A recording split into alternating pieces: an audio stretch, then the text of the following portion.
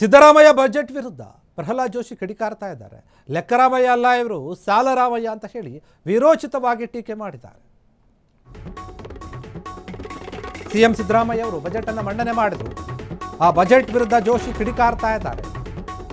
ಅನೇಕ ಬಾರಿ ಬಜೆಟ್ ಅನ್ನು ಮಂಡನೆ ಮಾಡಿದ್ದಾರೆ. ಆದರೂ ಕೂಡ ಇವರು ಲೆಕ್ಕರಾಮಯ್ಯ ಅಲ್ಲ, ಸಾಲರಾಮಯ್ಯ ಅಂತ ಹೇಳಿ ವಿರೋಚಿತವಾಗಿ ಟೀಕೆ ಮಾಡ್ತಾ ಇದ್ದಾರೆ. ರಾಜ್ಯವನ್ನ ದಾಖಲೆಯ ಸಾಲದ ಸುಳಿವಿಗೆ ಸಿಲುಕಿಸ್ತಾ ಇದ್ದಾರೆ, ತಳ್ಳಿದ್ದಾರೆ ಅಂತ ಆರೋಪ.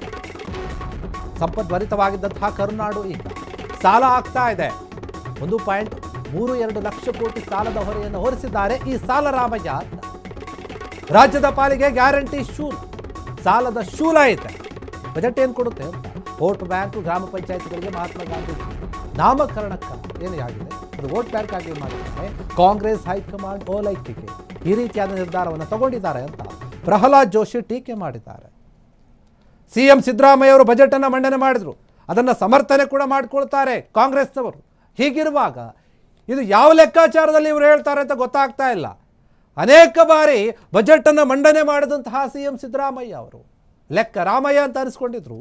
ಆದರೆ ಈ ಬಜೆಟ್ ಅನ್ನು ನೋಡಿದ್ರೆ ಅವರು ಲೆಕ್ಕ ರಾಮಯ್ಯ ಅಲ್ಲ, ಸಾಲದ ರಾಮಯ್ಯ. ಯಾಕಂದರೆ ಕರ್ನಾಟಕದ ಜನತೆಯ ಮೇಲೆ ಸಾಲವನ್ನು ಹೊರಿಸಿದ್ದಾರೆ. 1.32 ಲಕ್ಷ ಕೋಟಿ ರೂಪಾಯಿ ಸಾಲದ ಹೊರೆ ಇದೆ. ಅದಕ್ಕೆ ಅವರು ನಾವು ಸಾಲರಾಮಯ್ಯ ಅಂತ ಕರಿತೀವಿ. ಜನರ ಮೇಲೆ ಹೊರೆ ಆಗ್ತಾ ಇದ್ದಾರೆ ಇವರು.